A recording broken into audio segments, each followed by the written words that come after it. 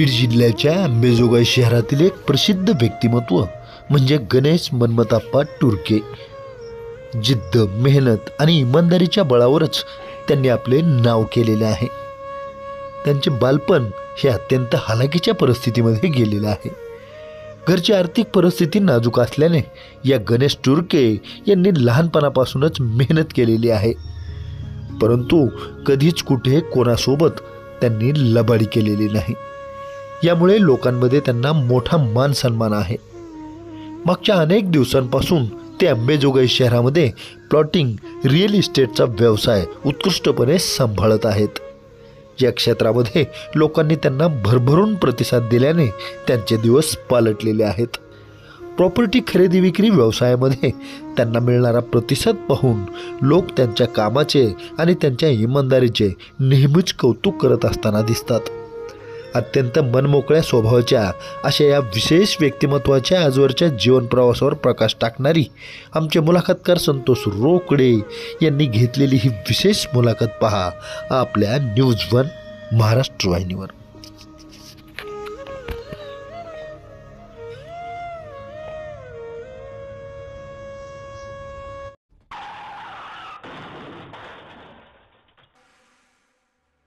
माझं नाव गणेश मनमताप्पा टुरके। माझा व्यवसाय प्लॉटिंग, रिअल इस्टेटचा व्यवसाय माझा अंबेजोगाईमध्ये। माझ्या कुटुंबामध्ये माझी आई, माझ्या 2 बहिणी, माझी बायको, मुलगी आणि एक मुलगा असा माझा एक परिवार आहे। सध्या मी राहायला नागझरी परिसर भगवान बाबा चौकाच्या जवळ आहे।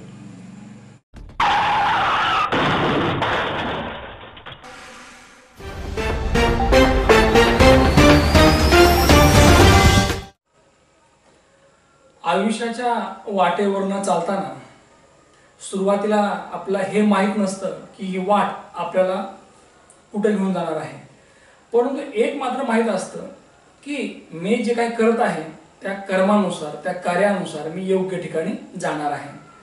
बऱ्याच वेळेला यशाची व्याख्या काय तर खूप पैसे कमवणे, चांगलं पद मिळवणे। मला असं वाटतं की या पैशापेक्षा, पदापेक्षा चांगली पद कमवणे हे यश असतं आणि हे यश बऱ्याच लोकांना मिळत नाही आणि ज्यांना मिळतं ती व्यक्ती कौतुकास पात्र असते। न्यूज वन महाराष्ट्र चॅनलच्या मुलाखतनामा या कार्यक्रमात आजवर आपण अनेक व्यक्तींना भेटलोत, ज्या व्यक्तीने संघर्ष केला आणि संघर्षातून स्वतःची वाट शोधली आणि ती माणसं मग या ठिकाणी समाजामध्ये कौतुकास पात्र ठरली। अशा लोकांना शोधणे, अशा लोकांना प्रकाशात आणणे आणि त्यांचं कौतुक करणे हे आमचं कर्तव्य आहे। आज न्यूज वन महाराष्ट्र चॅनलच्या मुलाखतनामा या कार्यक्रमात आपल्या भेटीला आहेत या ठिकाणी गणेश टुरके सर। मुलाखतनामा या महाराष्ट्रातील लोकप्रिय कार्यक्रमात तुमचं स्वागत। आज तर या अंबानगरीमध्ये एक वेगळी ओळख आहे नाही का, खूप चांगली इमेज आपण तयार केली आहे आणि ही इमेज स्वतःच्या कर्तव्याने आपण मिळवलेली आहे। आज तुम्ही तुमच्या मित्रांमध्ये, ग्राहकांमध्ये, अगदी घरच्यांसमोर एक आदर्श व्यक्ती आहात, परंतु ही आदर्श व्यक्ती कशी घडली हे बऱ्याच लोकांना माहीत नसेल।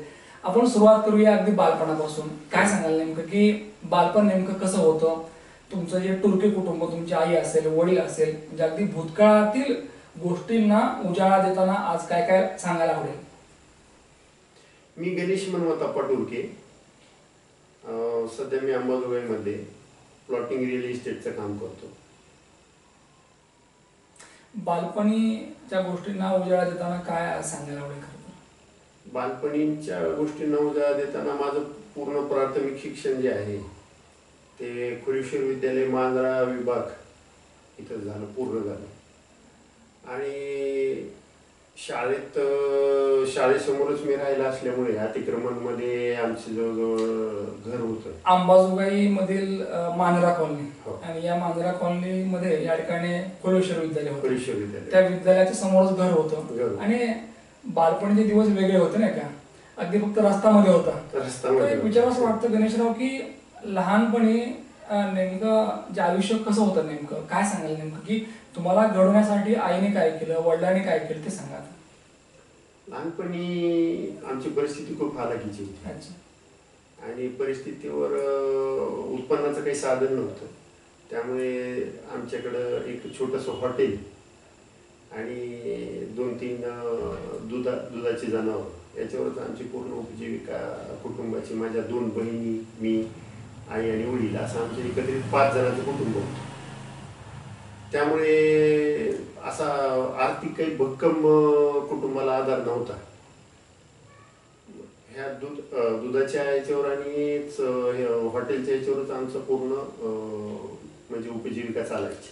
परिस्थिती बिकट होती, पण तशाही परिस्थितीमध्ये आई आणि वडिलांनी अगदी लढायचं ठरवलं नाही का, आणि भरपूर मेहनत घेतली.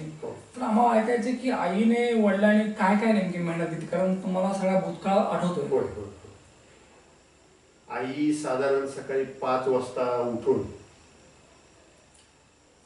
त्या जनावरांना शेणपाणी करणे, धारा काढणे. वडिलांना धारा काही येत नव्हते, दूध काढणे. आई कणकर होत्या. आणि दुसरं आमच्याकडे एक सबजेल अंबाजोगाई कैद्यांचा आहार भत्त्या पुरवठ्याचं आमच्याकडे टेंडर होता. म्हणजे त्या कैद्यांना जेवण पुरवायचं. एक वेळा 2 वेळा नाही, 2 वेळा, सकाळ आणि संध्याकाळ. किती कैदी असायचे त्या काळात साधारणतः? साधारण कधी 20, कधी 15, कधी 40. तेवढ्या लोकांचं आई जेवण करायचं. तेवढ्या लोकांचं आई स्वयंपाक करायची. आणि मी लहान होतो त्यावेळेस मग मी सायकलवर घेऊन मी ते द्यायचं, सबजेलला पुरवठा करायचा. आणि येताना आपलं सदर बाजारमध्ये कडबा विक्री असायचा. आणि सायकलवर येताना मग आम्ही तो कडबा घेऊन यायचो, जनावरांना कडबा घेऊन यायचो त्यावेळेस. असं खूप मी पाहिलं तुमचं घर म्हणजे अगदी तो पत्र्याचा सेट होता. हो. आणि तिथूनच एक कंपनी बाग जे आहे म्हणजे झाडं जास्त होते अगदी, आणि शाळा समोरच होती नाही. बरोबर. पण आपण आई वडिलांचा नेमका काय संघर्ष सुरू आहे किंवा ते काय करतायत म्हणजे ते एवढं काही कळत नव्हतं असं, पण सुरू होतं सगळं. म्हणजे त्याही परिस्थितीत तुम्ही आनंद मानत होतात नाही का. प्रसंगी तुम्ही कष्ट घेतले आहेत, अगदी शाळेमध्ये गोळ्या विकणं, बिस्किट विकणं. तर साधारणतः त्या काळामध्ये किती रुपये पडायचे त्याच्यामध्ये? साधारण तेव्हा पैसे म्हणजे 5 पैशाला 5 गोळ्या होत्या. रुपये म्हणण्यापेक्षा पैसे म्हणूया. पैसे रुपयाचा विषयच नव्हता.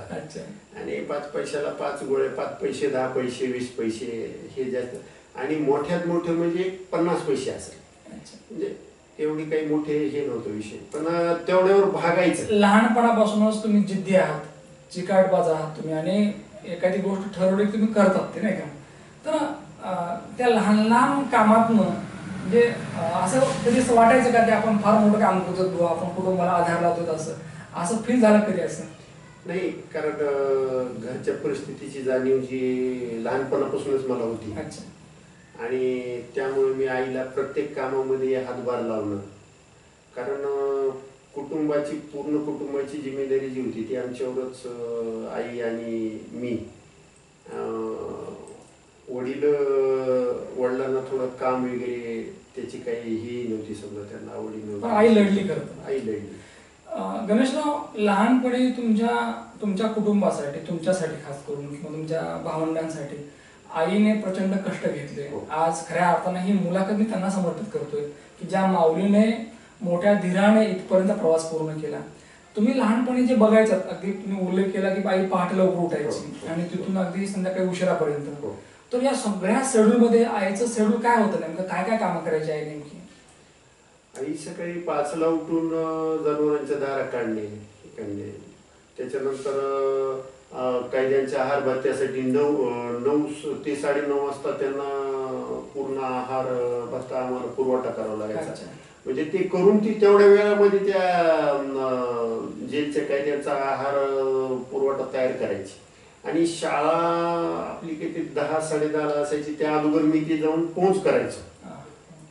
पुन्हा तिथून आल्यानंतर मग ते आई दिवसभर जनावरांचे वैरण काढी करून पुन्हा संध्याकाळच्या तयारी, पुन्हा हॉटेल होतं, हॉटेल आलेले चहा करणे, हे करणे, ह्या सगळ्या गोष्टी तिने केलेल्या आहेत. पहाटे 5 पासून हे शेड्यूल सुरू व्हायचं. हो. ते रात्री उशिरापर्यंत, रात्री 10 पर्यंत.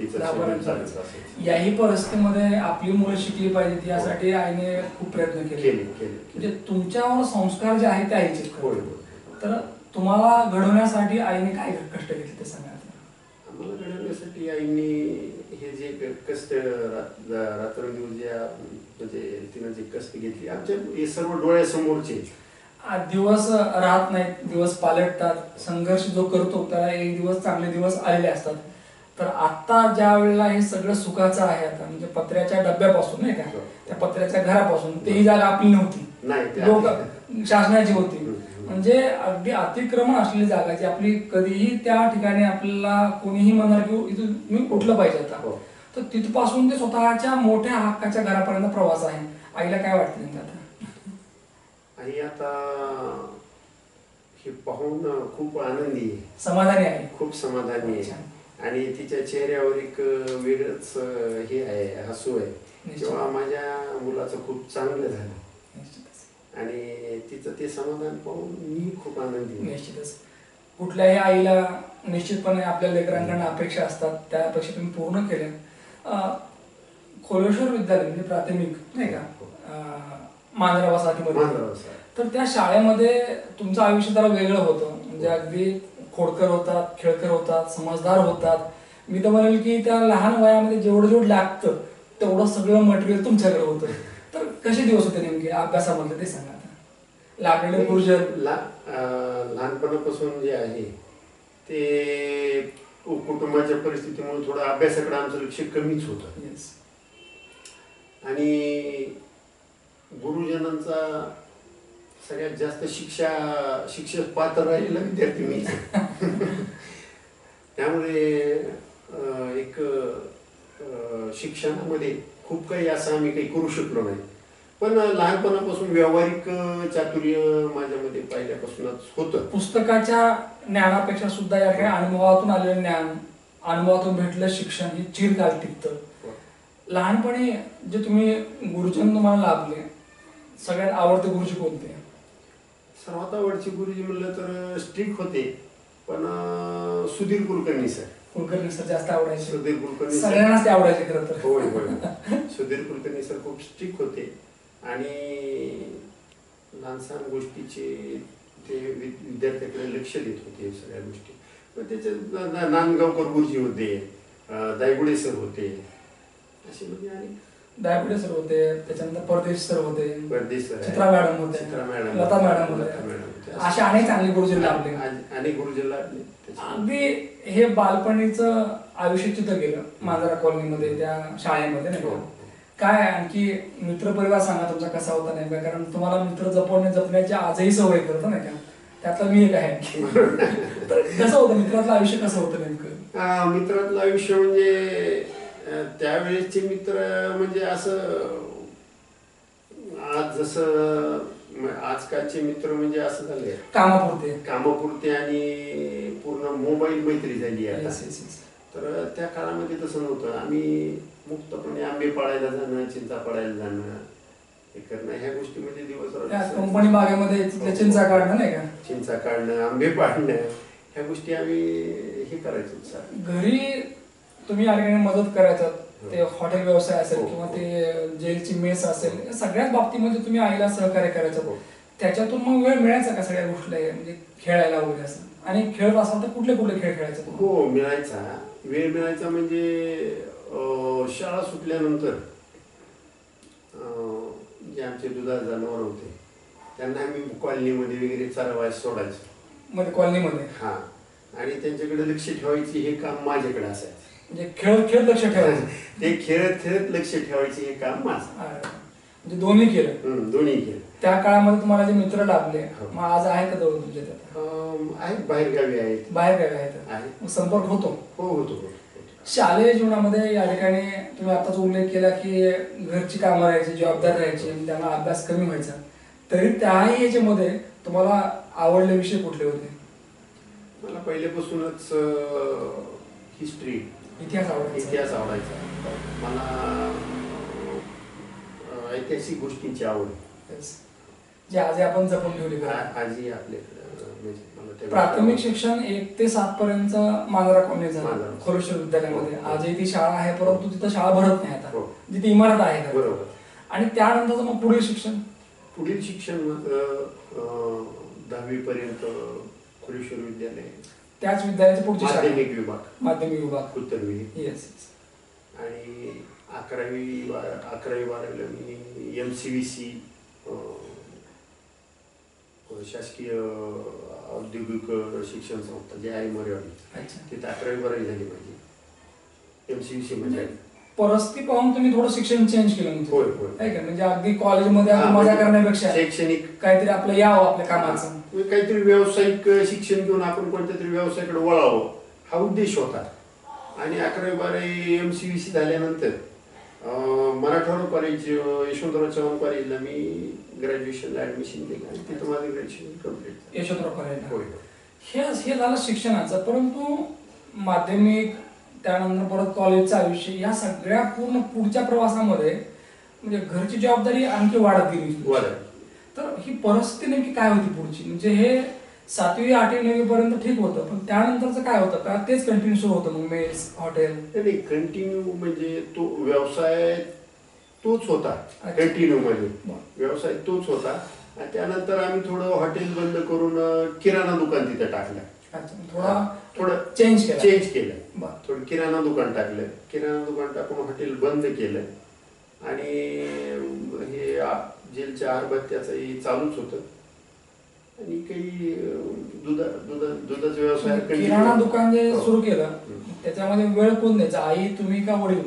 नाही, आम्ही सगळे ज्यांना वेळ मिळेल ते सगळेच पाहायचे ते. त्याच्यामध्ये काही असं काही वाटलं का चेंज, म्हणजे थोडा बदल वाटला का म्हणजे परिस्थितीमध्ये? हो, थोडं म्हणजे पहिल्यापेक्षा 4 पैसे जास्त मिळू लागले. किती वर्ष केली दुकानदारी? जवळजवळ 10 ते 12 वर्ष. 10 ते 12 वर्ष. मला एक आवर्जून विचार असं वाटतं की वयाची 25वी म्हणजे 25 वर्ष त्या ठिकाणी तुम्ही राहिलात, म्हणजे त्या मांजरा कॉलनी समोर, नाही का, शाळेच्या समोर. काय नेमकं ते 25 वर्ष काय होते? कारण ते जगणं फार वेगळं होतं. आत्ताचं तुमचं घर बघितलं की आणि ते घर आठवलं की असं वाटतं की हाच तो माणूस आहे की जो तिथून इथपर्यंत आलाय. काय नेमकं ते आयुष्य कसं होतं? ते आयुष्य आणि तो दिवस खूप वेगळे होता.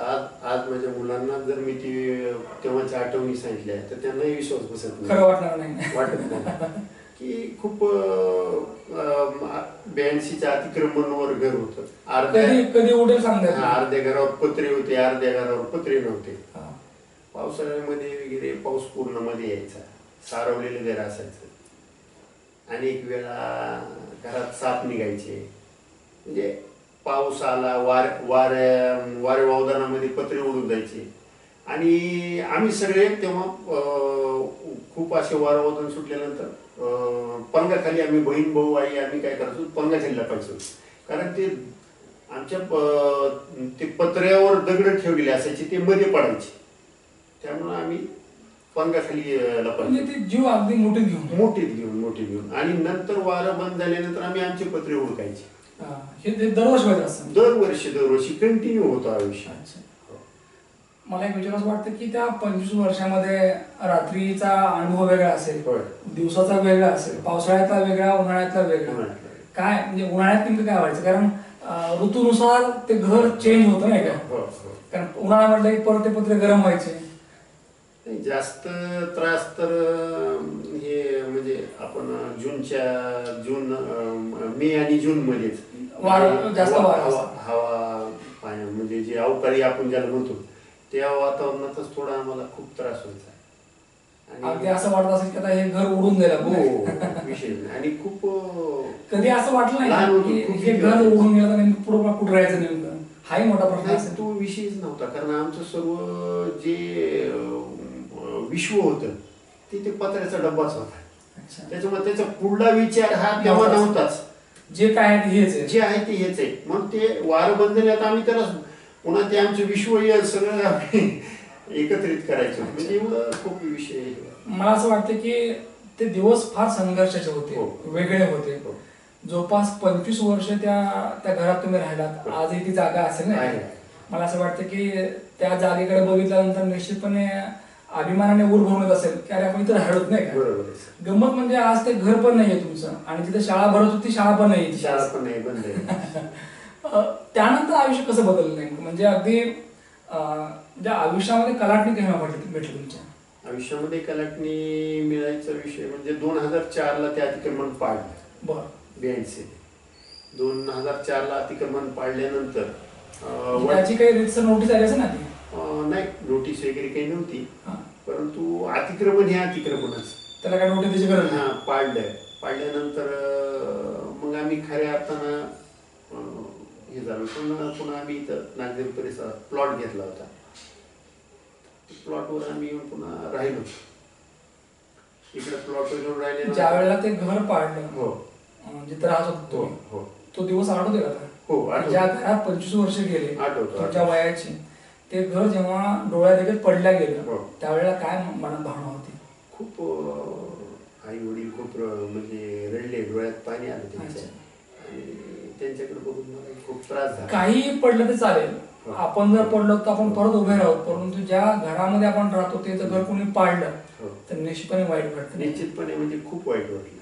आणि मग तिथून अगदी जड अंतःकरणाने बाहेर पडला हो, तुम्ही. हो. मग त्यानंतरचं काय आयुष्य होतं नेमकं? मग घर जे तुम्ही घेतलं 2004ला जेव्हा ते घर पाडल्यानंतर आमची जी काही दुधाळ जनावर होती, तर मी जवळजवळ 2 महिने बास टाकून तिथं रोडवरच त्या जागेवरच झोपायला होतो. अच्छा. कारण माझी जनावर तिथं होती. अरे. बाकी घरची माणसं सगळे मी इकडे केले. कारण 2002ला माझं लग्न झालेलं होतं. अच्छा. 2004ला जेव्हा अतिक्रमण पाडलं तेव्हा माझी मुलगी जवळजवळ 1 वर्षाची. म्हणजे तुम्ही तिथे राहत होता म्हणजे लग्नानंतर होय, सुद्धा? होय. बरं. माझं लग्नच तिथं झालंय. ते तुमच्या सौभाग्य होते ते पण दिवस पाहिले. हो, हो, पाहिजे. बरं. आणि त्यामुळे 2004ला मग आम्ही इकडे आल्यानंतर थोडं आम्ही आमच्या म्हणजे घर पाडल्यानंतर त्यानंतर 2-3 महिने तुम्ही तिथं राहिलो. राहिलात स्वतः तुम्ही? राहिलो. कारण तुमचं ते जित्राप तिथं होतं हो, म्हणजे जनावर. हो, हो. बरं. मग त्याच्यानंतर काय केलं पण? त्याच्यानंतर आई आणि वडिलांनी मला माझी तिकडे व्हायलेली ती हरबड पाहून त्यांनी काय केलं, जनावर म्हणले आपली घराकडे घेऊन जाऊ. पुन्हा जनावर आम्ही इकडे आणली आणि तो सगळा विषय आम्ही तिथे सोडून दिला. आणि त्याच्यानंतर मी फिरत म्हणजे कामधंद्यासाठी थोडं संघर्ष सुरूच होता. हो, संघर्ष सुरूच होता. बरं. फिरत असताना मला एक दिवस भगवानबुवा चौकामध्ये राजेसाहेब देशमुख भेटले. बरं. आणि राजेसाहेबांनी मला "आप्पा काय करतात?" हो, काय नाही, असं. म्हणजे तुमच्या आणि भाऊंची पहिलीच ओळख होती? हो, होती. अच्छा. बरं. भाऊंनी 2007ला मला हॅचरीजला सुपरवायझर म्हणून तुम्ही तिथं काम करा. अच्छा. बरं. म्हणजे खऱ्या अर्थानं पहिली संधी भेटली. हां, तर मी सुपरवायझर म्हणून तिथं काम केलं. डॉक्टर गुगे वगैरे होते तिथं काम केलं. 2007ला जवळजवळ 1-1.5 वर्ष मी तिथं काम केलं सुपरवायझर म्हणून. आणि त्याच्यानंतर काही बँकेचे विषय होते, त्याच्यामुळे ते त्याचा लिलाव वगैरे झाला. ते युनिट बंद पडलं. अच्छा. ते युनिट बंद पडल्यानंतर पुन्हा माझ्यावर आणखी आर्थिक संकट परत रस्त्यावर परत आलं. मग त्याच्यानंतर माझा मित्र संजय काळे आणि मी बरोबर फिरत असताना आम्हालाही प्लॉटिंगच्या व्यवसायाचं थोडं हे लागलं. मग आम्ही प्लॉट घेणं, प्लॉट दाखवणं, बघणं, करणं हा विषय आम्ही चालू केल्यानंतर आम्ही बरोबर सुरुवातीला 2008-9 पर्यंत आम्ही 1-2 व्यवहारही केले. सुरुवातीला असं वाटलं नाही का किंवा हे रिस्क आहे बाबा, कारण काय असं लोक फसवतात किंवा अनेक अडचणी असतात? नाही, विषय तो नव्हताच. अच्छा. विषय पण फसवायला आपल्याकडे काय होतं? नाही, ते नाही, आपण चांगले असतो. हो. पुढच्या वेळेला पुढची व्यक्ती कशी असं आपण माहित नसतं ना. हो. कारण लोकांबरोबर राहायचं म्हणजे लोक आपण आपल्यासारखं जग नाही. बरोबर. मग असं वाटलं नाही की आपण तर चांगलेच भाऊ, आपण जर आपल्या पुढच्या पार्टीने फसवलं, नाही पैसे दिले किंवा काही अडचणी आल्या तर मग कसं? नाही, ईश्वर कृपेनं तशी माणसं मला लागली नाही. मला असं वाटतं की ईश्वर कृपा म्हणण्यापेक्षा आईची दुआ होती. आईचे आशीर्वाद असो, आई वडिलांचे आशीर्वाद असो, अथवा आपली केलेली कर्म असो. कारण एक आईचं आणि आमच्या वडिलांचं होतं की आपण कुणाचं वाईट केलं तर आपलं वाईट होत नाही.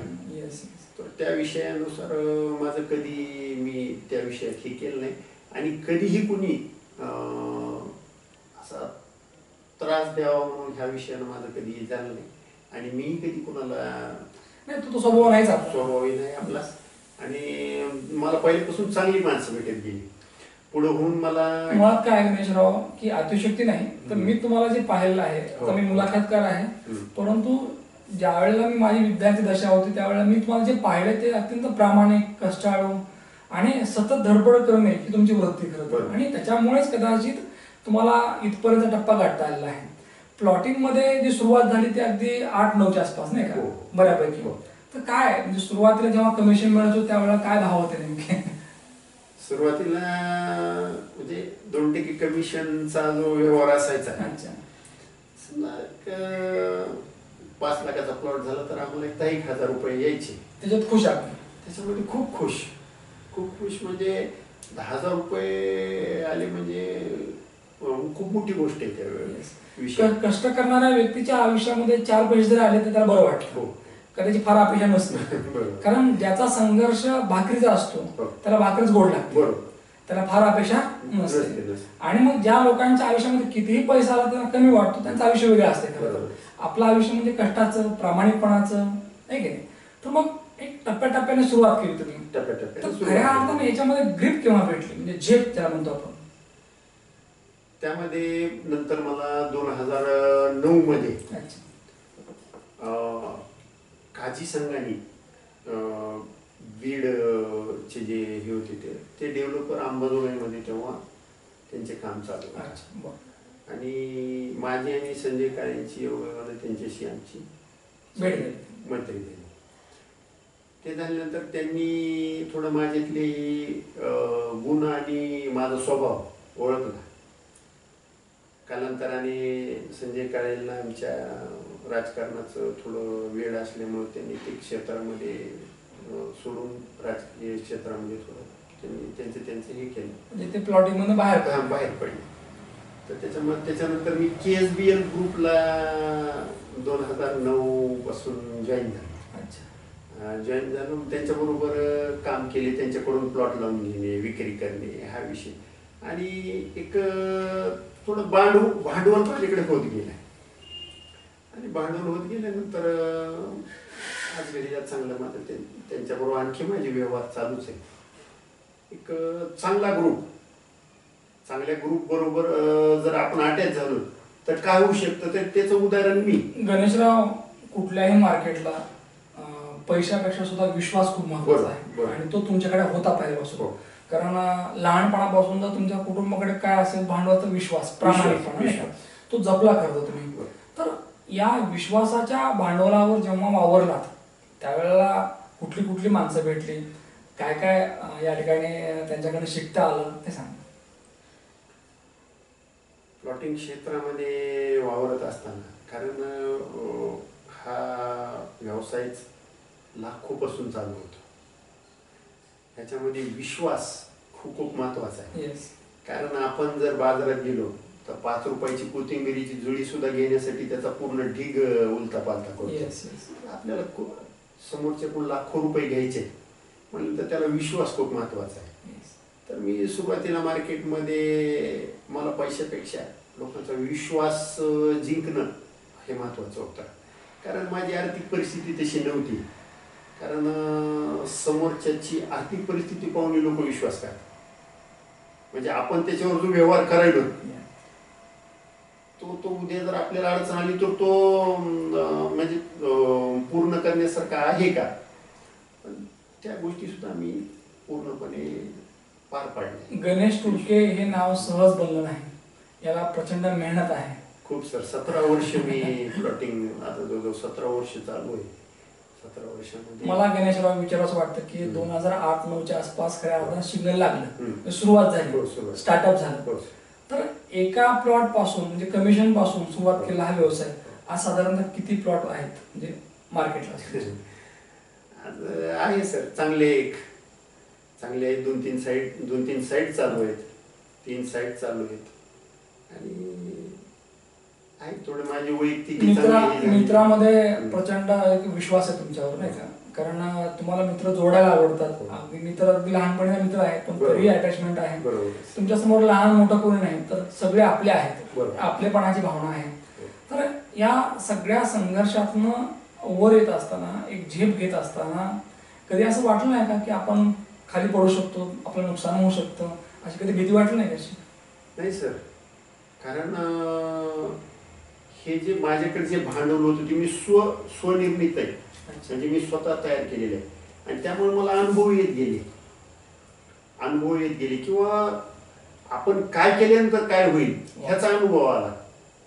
त्यामुळं आयुष्यात कधी ह्या गोष्टी जिथून झेप घेत होतात म्हणजे सुरुवात करत होतात त्याच वेळेला त्या आसपास वडिलांचं निधन झालं, बरोबर ना?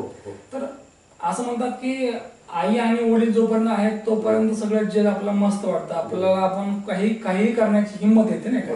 मग ते कुठली गोष्ट असेल आपण सहज करतो कारण आपल्या मागे कोणतरी असतं. आणि बाप नावाचा जो व्यक्ती आहे तो गेल्यानंतर मग असं वाटतं की धोका आहे पुढे काहीतरी, कारण आपल्या पाठीमागे कोणीच नाही आता. तर ज्या वेळेला वडिलांचं निधन झालं त्यावेळेला काय होती अवस्था मनाची?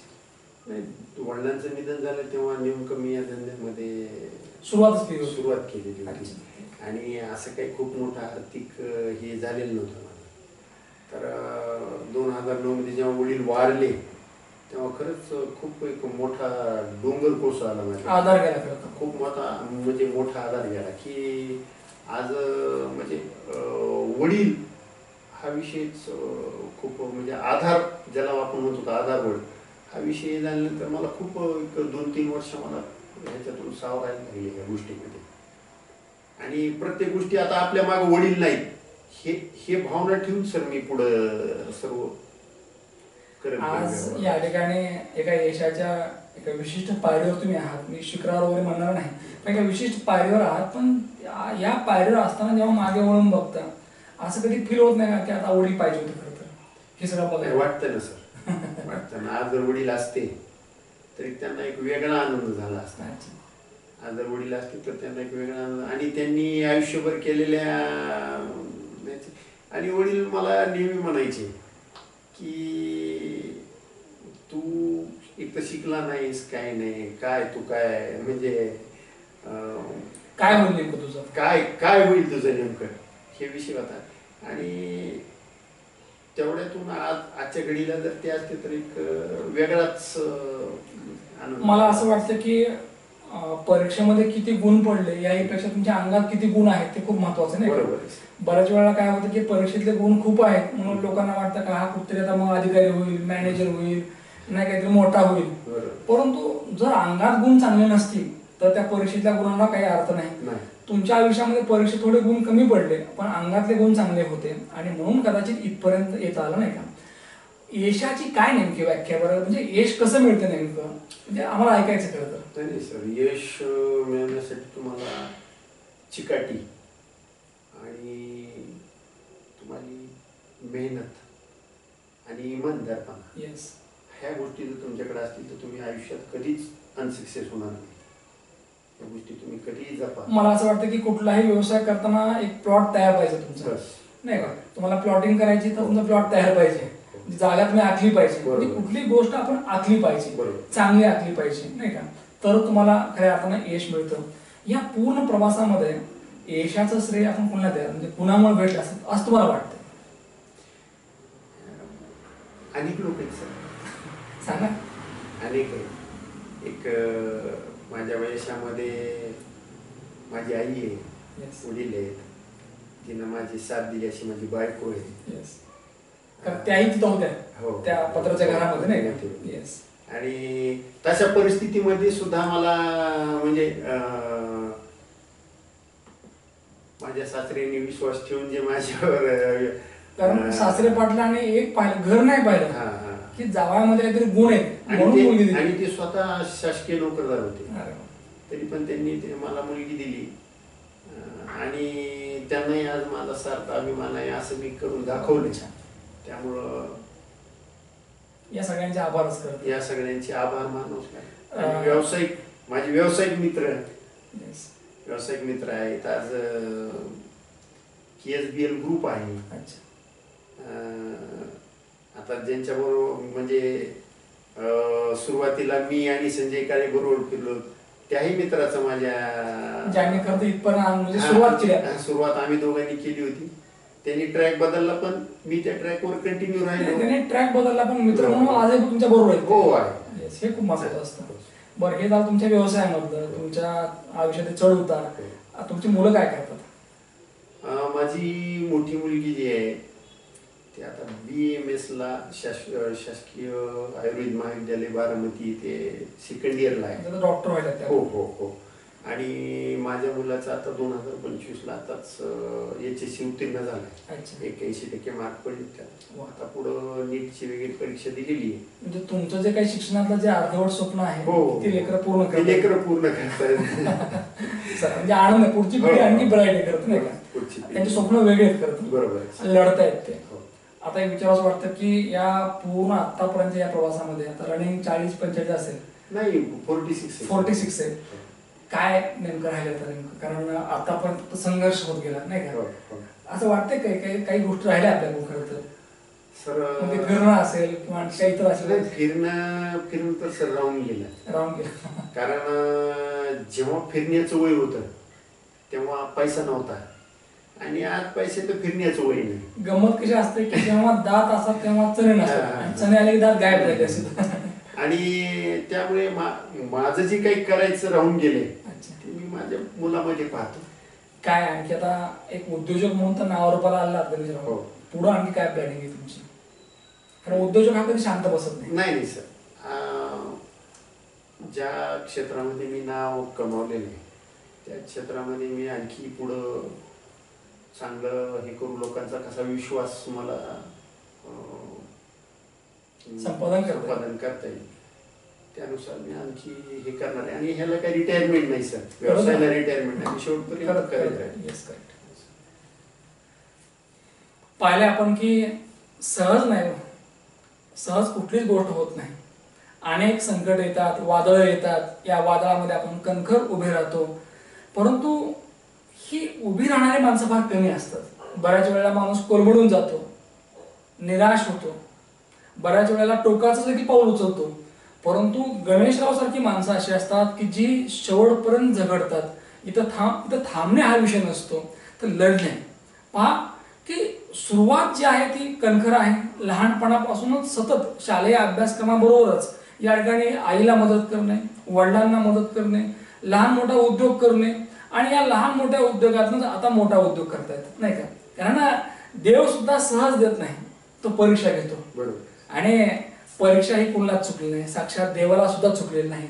आणि मग ज्या वेळेला ही परीक्षा आपण पास होतो ना त्यावेळेला खऱ्या अर्थानं की यश म्हणजे काय याचा अर्थ आपल्याला कळतो. आणि यशाची काय नेमकी व्याख्या आहे ते गणेशजी टुर्के यांना भेटल्यानंतरच कळते. निश्चितपणे या ठिकाणी गणेशजी टुर्के यांची यशोगाथा, त्यांचा जीवन प्रवास प्रेक्षकांना आवडला असेल. परत भेटूया पुढच्या मुलाखतीमध्ये. तोपर्यंत पाहत राहा न्यूज 1 महाराष्ट्र चॅनल. धन्यवाद.